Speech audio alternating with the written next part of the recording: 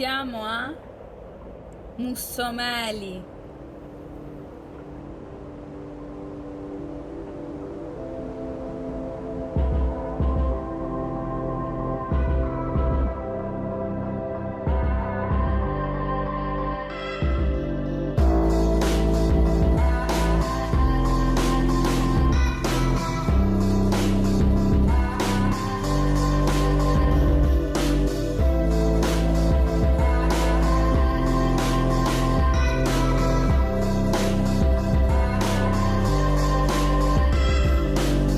Amici di Foot, lui è Giuseppe dei Viaggi di Cicerone, Sì. il blog con il quale collaboriamo, Bene, e siamo al castello di Mussomeli. sì, perché diciamo il quartier generale dei Viaggi di Cicerone sembra strano, a Mussomeli abbiamo collaboratori sparsi ovunque, però a Mussomeli nasce il progetto, anche se poi si espande nel resto d'Italia e addirittura in Germania, pensa un po'. Addirittura in Germania, perché noi stiamo lì, voi lo Quindi sapete. oggi siete venuti a trovarci e io vi faccio vedere come Cicerone, visto che i viaggi sono di Cicerone, vi faccio vedere le cose più belle che abbiamo qui, cominciando dal castello.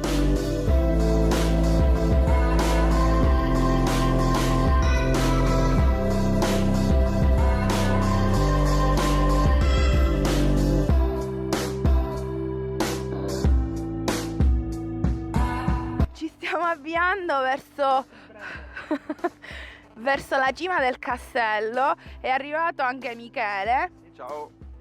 anche lui un cicerone, e mi stavano raccontando di come è nato questa idea di questo blog.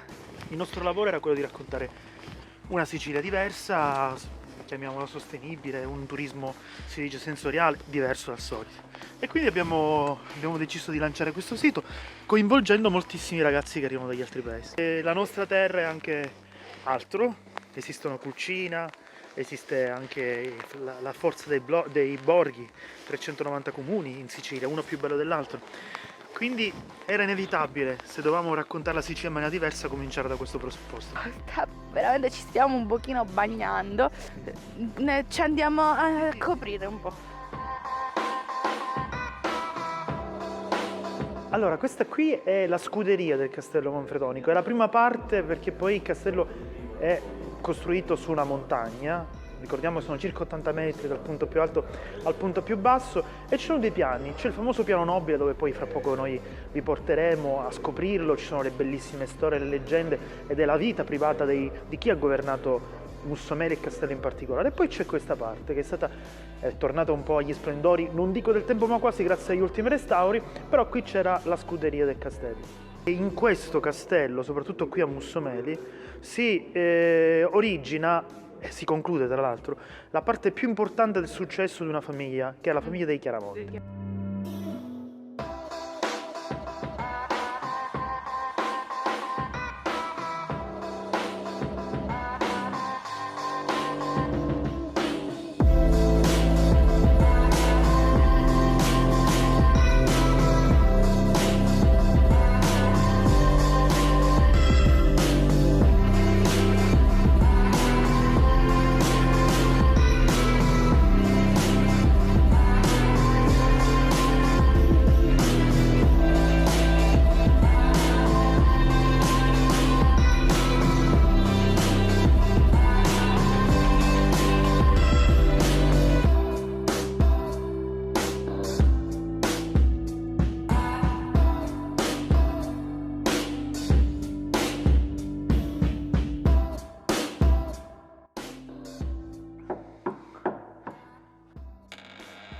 Buongiorno. Buongiorno.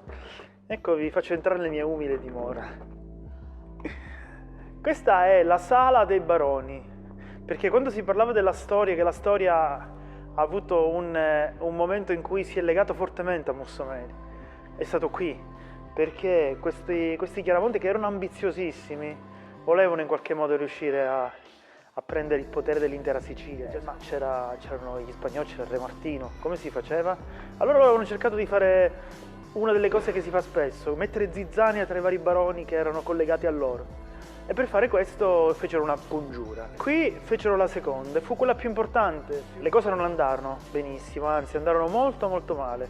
Non tanto a Manfredi, che morì, Ma chi prese il potere? Andrea Chiaramonte, che era figliastro appunto di Manfredi, il quale poi, dopo che tutti i baroni lo abbandonarono, lui chiese in un certo senso pietà e perdono a Re Martino, ma Re Martino non ne volle sapere.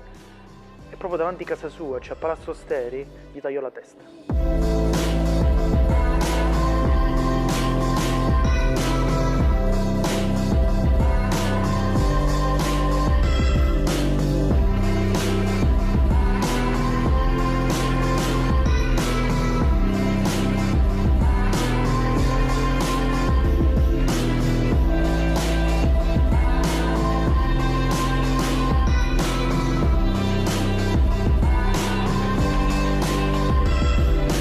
Tutti i castelli non potevano non avere delle bellissime storie, leggende tra mito e leggenda.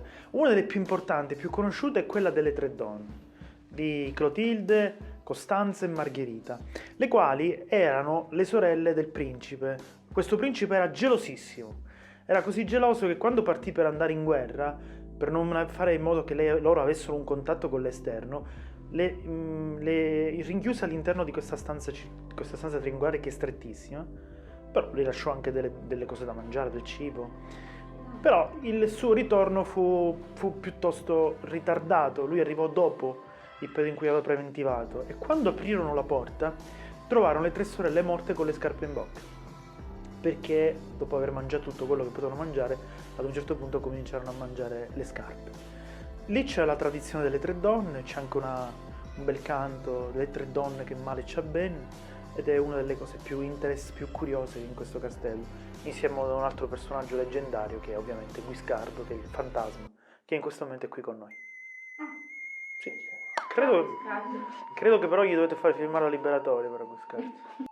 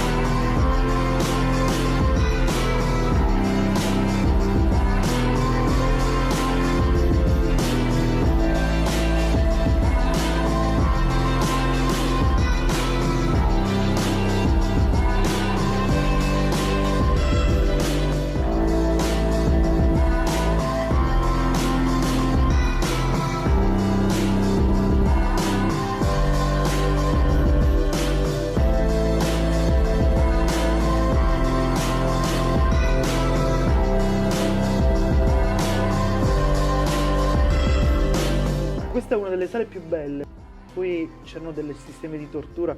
In questa stanza per esempio si facevano anche gli interrogatori, e c'era la botola superiore in cui il principe faceva le domande e per estorcere una risposta, la risposta che lui si aspettava, poteva lanciare dell'acqua bollente. La gente, se non moriva di tortura, moriva di umidità.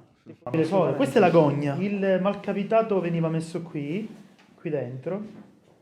E la gente poteva fare di tutto, poteva tipo... Normalmente si accompagnava la gogna... Aspetta, però non si chiude. Ma meno male. O tagliamo un po' qualcosa. Che tagliamo? Che cosa carina. Ok. Ma... Quindi normalmente si accompagnava anche a un cartello in cui si scriveva la sua colpa. Potrebbe lasciarmi qui davvero. Posso fare una foto, permetti? Sì, prego, io sono una VIP. Scomparso. Il fantasma. Uno dei proprietari di questo castello, alla fine, ne pochi sanno che la canzone di Modugno e Vecchio Frac è dedicato a uno che era di qua, era il proprietario di questo castello. Sì, Raimondo Lanz, che poi si suicidò. È giunta mezzanotte. Perfetto, questa canzone è dedicata a uno dei mussomeri, pensa un po'. Di quell'ultimo caffè. Le strade son deserte e silenziose, un'ultima carrozza cigolando se ne va. Il fiume scorre lento, frusciando sotto i ponti, la luna splende in cielo, dorme tutta la città. Solo va un uomo in frac, ha il cilindro per cappello, 2 diamanti per gemelli, un bastone di cristallo, la gardenia nell'occhiello e sul candido gilet papillon. Qua siamo nella cappella gentilizia, dal punto di vista architettonico, insomma, delle cose più belle, doppia volta a crociera, per esempio, vedete quanto è bello. Però qui, in questa stanza, in questa bellissima cappella, qui all'interno si dice alberghi soprattutto il fantasma. Perché Fantasma che si chiamava?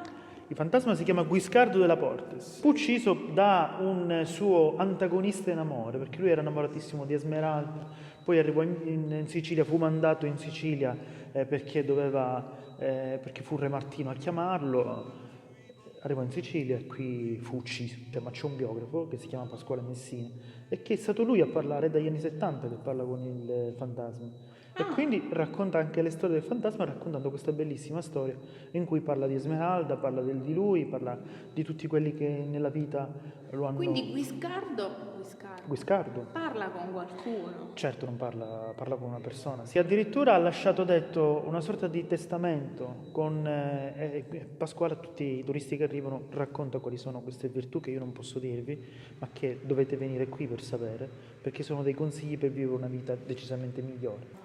Se vuoi, Consigli di Guiscardo. lo possiamo conoscere, Pasquale. Comunque se venite al castello di Bussomali ricordatevi che c'è questo Sì, fantasma. infatti venite qui, venite e soprattutto venite a informarvi di quello che dice magari vi cambia anche la vita. C'è un viaggio a Mussomeri quasi come un viaggio in India. Può Cioè vi può essere. cambiare la vita grazie a Guiscardo che vi racconterà alcune storie. Bene, Quindi c'è Guiscardo qui. Quindi lui sta qui, dorme qui. sì, magari hai pestato anche il piede. Il nostro viaggio si è concluso. Ai ricordi del passato, ad un sogno mai sognato, ad un attimo d'amore che mai più ritornerà. La la la la, la la la la.